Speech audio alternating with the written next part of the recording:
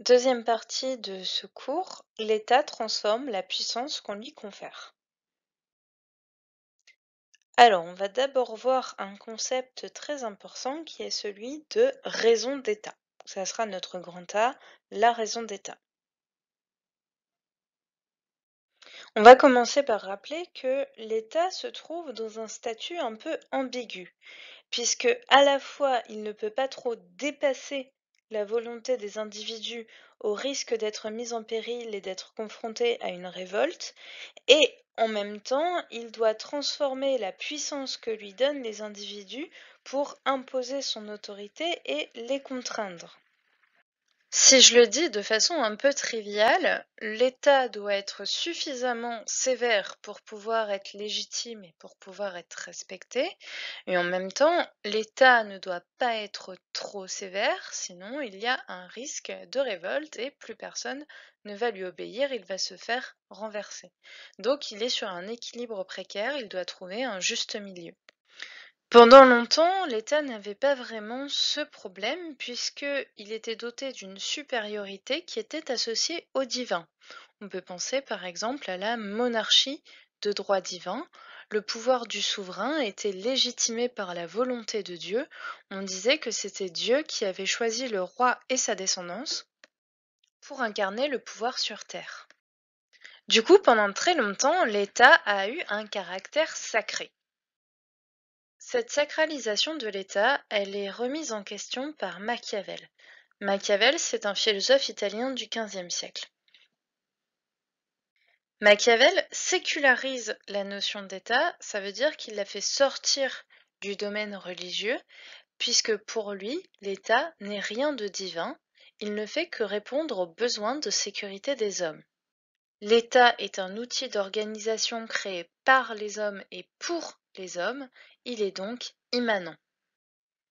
Avant de passer à la suite, il faut donner, entre parenthèses, quelques éléments de contexte de l'époque pour bien comprendre dans quelles circonstances Machiavel écrit.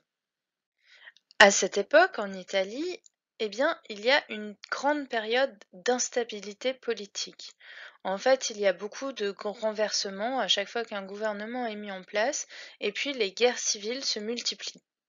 Et donc Machiavel se rend compte que c'est peut-être la pire des situations quand il n'y a aucun État pour diriger le pays, pour assurer une cohésion d'ensemble.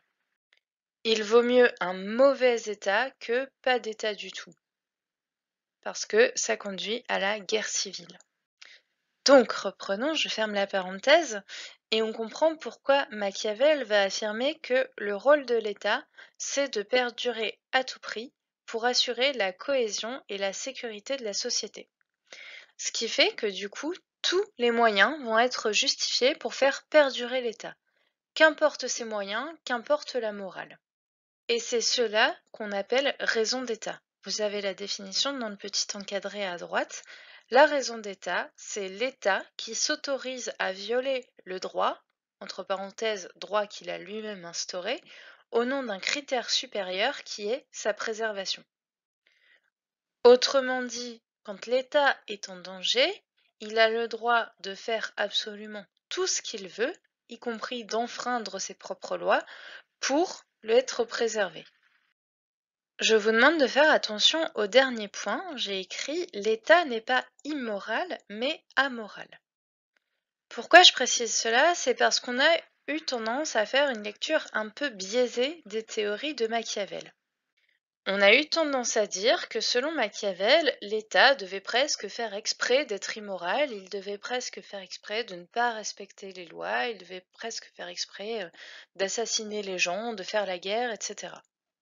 D'ailleurs, c'est à cause de cette déformation que on a l'adjectif machiavélique. Quelqu'un de machiavélique, c'est quelqu'un de profondément mauvais, de moralement mauvais. Or, c'est une déformation puisque Machiavel ne nous dit absolument pas ça. Machiavel ne nous dit pas que l'État, il doit faire le mal pour faire le mal.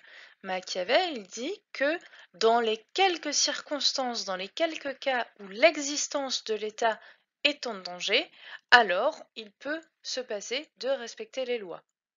Il peut tout mettre en œuvre pour perdurer. Donc l'État, il n'est pas immoral, c'est-à-dire qu'il ne fait pas forcément ce qui est contraire à la morale, mais il est amoral, avec un A donc et non pas un I. Ça veut dire qu'il s'affranchit de toute contrainte morale. Il est au-dessus des questions de bien et de mal. C'est alors le rôle du prince de conserver à tout prix l'État. Le Prince, c'est un ouvrage de Machiavel dans lequel il donne des conseils à tout dirigeant d'État. Tout d'abord, ce n'est pas n'importe qui peut être prince. Alors, prince, parce qu'à l'époque, on avait surtout des royautés, mais comprenez à travers prince, dirigeant d'État. Donc, ce n'est pas n'importe qui peut être prince. Pour être prince, il faut avoir une qualité indispensable que Machiavel appelle la virtu. La virtu, qu'est-ce que c'est? C'est une sagesse pratique lui permettant de tirer le meilleur parti de toutes les situations. Même s'il lui arrive quelque chose de terrible, eh bien, le prince va réussir à retourner la situation à son avantage, à y trouver son intérêt. D'une certaine manière, il doit être opportuniste. Ensuite, le prince doit faire preuve de prudence. Il doit s'attendre au pire pour ne pas avoir de déception. Et il doit constamment être sur ses gardes, il doit se méfier de tout le monde. Alors pour dire ça, Machiavel a une citation très très célèbre, et il écrit dans Le Prince, si tu veux la paix, prépare la guerre. Donc si tu veux bien t'entendre avec les royaumes voisins, en l'occurrence, eh bien prépare la guerre. Prépare-toi à ce qu'ils te trahissent. Si tu es prêt au pire, eh bien tu ne pourras que te réjouir si les choses se passent mieux. Et c'est ça que Machiavel appelle la prudence. Ensuite, troisième qualité que doit avoir le prince, il doit manier habilement la force et la ruse. Le prince doit avoir ces deux qualités en même temps et il doit bien les doser. En fait, il doit pouvoir être craint pour être tenu en respect par ses sujets et en même temps, il doit être aimé pour être reconnu légitime. Et ce sera donc à cette seule condition, à condition d'avoir un équilibre entre la crainte et l'amour, pour que le peuple accepte son autorité. J'aime bien comparer cette situation avec celle du prof. Si vous avez un prof qui est trop gentil dès le début, eh bien, il va se faire certes aimer des élèves, mais surtout il risque d'avoir quelques petits problèmes de discipline.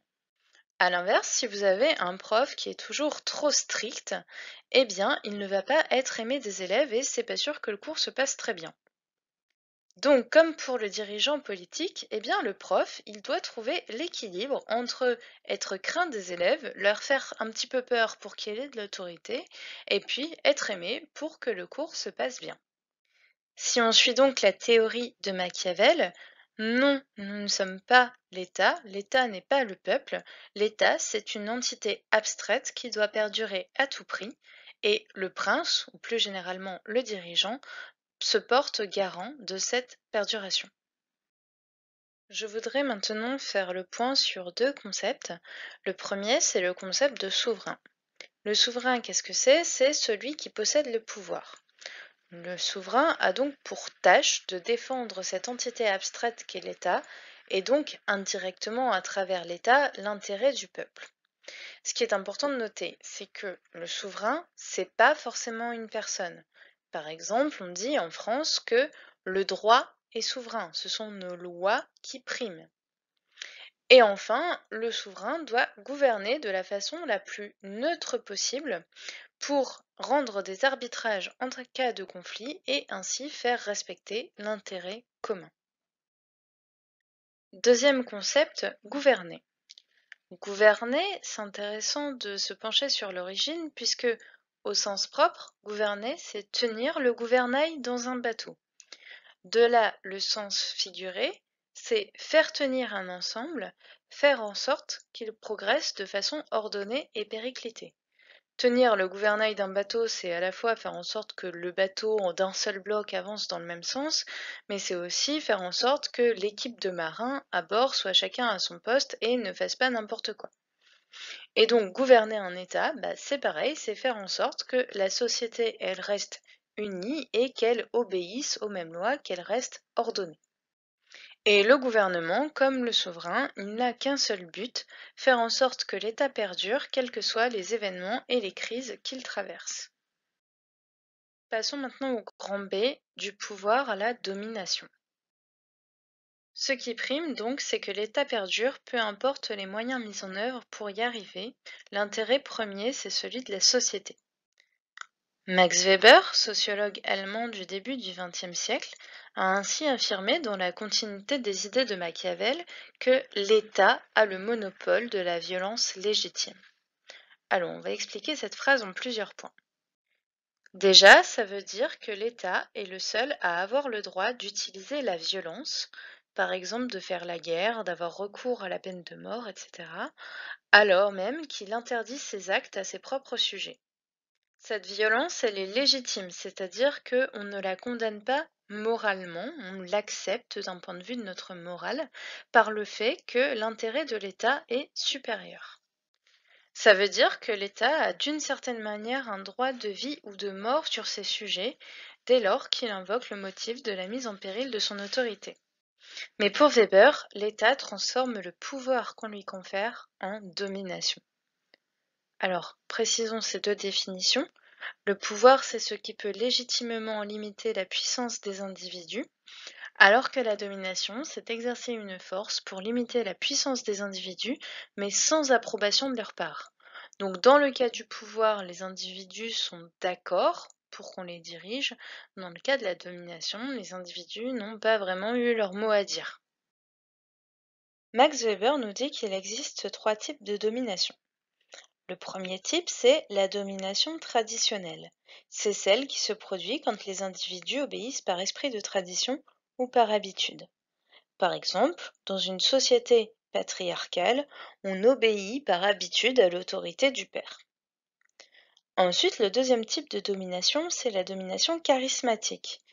Elle correspond au cas où l'obéissance est fondée sur des caractéristiques personnelles propres aux dirigeants. C'est donc quand le dirigeant est charismatique, quand il est capable de fédérer les foules, notamment à l'aide de ses discours. On peut citer comme exemple de domination charismatique celle de Napoléon, celle de dictateurs comme Mussolini ou Hitler, ou encore même celle de Charles de Gaulle. Et enfin, la domination légale rationnelle correspond à la domination fondée sur la raison et la loi. Même si on peut encore trouver quelques personnalités charismatiques, aujourd'hui nos États modernes se fondent principalement sur la domination légale rationnelle. Cette domination légale rationnelle, elle s'installe en particulier avec la bureaucratisation, c'est-à-dire le fait d'avoir des procédures, et donc ça correspond à une rationalisation des relations entre les individus. Elle implique une forme de relation impersonnelle. L'État fonctionne comme une machine autonome, alimentée par des fonctionnaires et sur laquelle les hommes politiques ont beaucoup de mal à avoir prise. Les individus sont dominés par cette entité car ils sont contraints d'accomplir des procédures, je pense notamment à des procédures administratives, sans forcément voir quel en est l'intérêt individuel ou collectif. C'est pourquoi on peut avoir tendance à reprocher à l'État sa lourdeur, sa rigidité ou son inhumanité. Parce que les procédures administratives, précisément, elles peuvent paraître contraignantes et inadaptées à notre situation particulière. Mais pourtant, on est obligé de les respecter parce que c'est elles qui garantissent un traitement égal de tous les individus. C'est donc le prix à payer pour une organisation sans faille et une impartialité. Grand C, gouverné par les normes. Michel Foucault, philosophe français de la deuxième moitié du XXe siècle, met en lumière un autre trait de notre état contemporain. Il dit que l'on a de plus en plus tendance à remplacer les lois par des normes. Pour les L et les ES, je vous renvoie au chapitre sur le vivant. Mais pour tous les autres, je rappelle qu'une norme en santé, c'est une moyenne, c'est à peu près le fonctionnement normal du corps. Alors, quel est le rapport entre la norme sanitaire et la loi? Eh bien, Michel Foucault va nous expliquer que l'État exerce de plus en plus ce qu'il appelle le biopouvoir. Le biopouvoir, c'est un pouvoir qui s'exerce sur la vie et plus précisément sur les corps des hommes et les populations. On impose aux hommes des normes fondées sur la statistique et on impose ainsi à l'individu de rentrer dans le rang, de se conformer à la norme du groupe au risque d'être marginalisé. Tout ce qui ne rentre pas dans la norme est considéré comme déviant, comme malade. Alors, ce que a Michel Foucault en arrière-pensée ici, dans la deuxième moitié du XXe siècle, c'est l'homosexualité, puisque Michel Foucault était lui-même homosexuel, et je rappelle que l'homosexualité a été considérée comme une maladie mentale par l'OMS jusque 1991. C'est extrêmement tard. Et donc, il condamnait le fait que l'hétérosexualité soit la norme et que l'homosexualité soit donc considérée comme une maladie et que l'on mette à l'écart, qu'on marginalise encore les homosexuels. Et Michel Foucault critique cela car il dit que ce n'est pas à l'État d'imposer la norme. Il va jusqu'à dire que ce n'est plus la police qui fait en sorte que le pouvoir de l'État soit exercé sur le territoire, mais le soignant. Alors on peut se demander en quoi le soignant viendrait faire exécuter le pouvoir de l'État. Eh bien, quand vous y réfléchissez, le soignant a un rôle de plus en plus important dans la décision de qui a le droit de vivre dans cette société et qui doit être marginalisé. Prenons deux exemples. Le premier exemple, c'est celui d'un procès pour quelque chose de relativement grave, comme un crime, un meurtre qui a été commis. Eh bien, dans la plupart des procès, certes, c'est le juge qui va rendre le verdict, mais en fait, avant ça, il va y avoir un rôle très important joué par le psychiatre. Le psychiatre va expertiser le condamné et va être chargé de dire si il est vraiment responsable de ses actes ou si il a une sorte de pathologie qui fait qu'on ne peut pas le tenir pour réellement responsable. Et donc le psychiatre, c'est celui qui finalement va un peu tirer les ficelles du procès, puisque c'est lui, en fonction de compte-rendu d'expertise qu'il va donner, qui va dire si oui ou non cette personne est malade, et c'est lui qui va déterminer si oui ou non la personne ira en prison, ou bien si elle aura plutôt une obligation de soins. Si on exagérait un petit peu, on pourrait dire que c'est le psychiatre qui dit si la personne est responsable ou non, si la personne est condamnée ou non. C'est pour ça que les expertises psychiatriques dans les procès sont très souvent demandées et elles jouent un rôle majeur. Le deuxième exemple que je voudrais développer, c'est celui des personnes intersexes. C'est un problème qui a émergé assez récemment et on en parle très peu et la plupart du temps, on ne sait même pas ce que c'est. Alors, expliquons. Un intersexe, déjà, il ne faut pas le confondre avec un transsexuel. Une transsexuelle, c'est une personne qui veut changer de sexe ou une personne qui ne se sent pas née dans le bon sexe, dont le genre ne correspond pas au sexe. Un intersexe, c'est pas ça du tout. Un intersexe, c'est une personne qui naît avec une malformation des organes génitaux. Cette malformation, elle fait qu'il n'y a pas vraiment de pénis, mais qu'il n'y a pas vraiment de vagin non plus. Enfin, on est vraiment sur un entre les deux. Donc, on ne peut pas vraiment déterminer pour un intersexe s'il appartient au sexe masculin ou au sexe féminin. C'est pas du tout évident. On estime quand même, selon les pays, à entre 2 et 4% de la population des bébés qui naissent avec une intersexualité. Donc ça représente quand même une part énorme, enfin assez importante de la population. Je dis importante compte tenu du peu de connaissances et de ce problème qu'on a dans nos sociétés. Alors pourquoi c'est un problème précisément? Parce que d'un point de vue administratif, d'un point de vue de l'État, on est obligé, quand un bébé naît, d'indiquer s'il est de sexe masculin ou de sexe féminin. Vous devez, quand vous déclarez à l'état civil de la mairie une naissance, préciser si il est masculin ou féminin, ce bébé. Or, pour les bébés intersexes, on ne peut pas savoir. Qu'est-ce qui se passe alors dans ce cas? Eh bien, tout simplement, ce sont les médecins qui prennent la décision de dire, ben, ce sera une fille ou ce sera un garçon, et qui surtout, très très tôt, dans les premiers mois du bébé, vont l'opérer, donc lui faire quand même des opérations très très lourdes et très douloureuses pour que le sexe soit ressemblant à soit un sexe masculin, soit un sexe féminin. On pourrait imaginer qu'on attende un petit peu, que l'enfant soit un petit peu plus grand, qu'il puisse un peu mieux supporter la douleur, ou qu'il puisse choisir, qu'on puisse voir si dans son comportement ou dans sa façon d'être ou de penser, il se conçoit plutôt comme fille ou comme garçon pour opérer.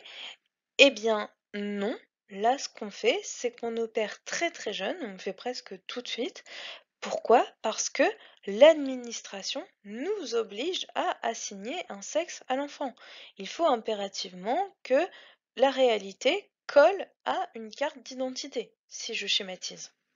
Et on n'imagine pas le moins du monde que un bébé puisse ne pas rentrer dans ces deux cases de mâle-femelle. On n'imagine pas qu'il puisse y avoir une troisième possibilité qui serait intersexe, possibilité qui, je le rappelle, concerne quand même entre 2 et 4% des bébés qui naissent. On a là un bon exemple de biopouvoir selon Michel Foucault. L'État exerce un pouvoir sur la vie, sur le corps de ces bébés, parce qu'il exige, d'un point de vue administratif, qu'un sexe, mâle ou femelle, soit assigné. Au terme de cette deuxième partie, on peut dire que l'État semble abuser de son pouvoir et nous imposer sa domination, non pas de façon directe, mais de façon insidieuse, en passant par la démocratie et par les normes. L'État tire donc sa force du fait d'être insaisissable. Aussi ne peut-il pas être le peuple. Néanmoins, n'y aurait-il pas un moyen de se réapproprier l'État?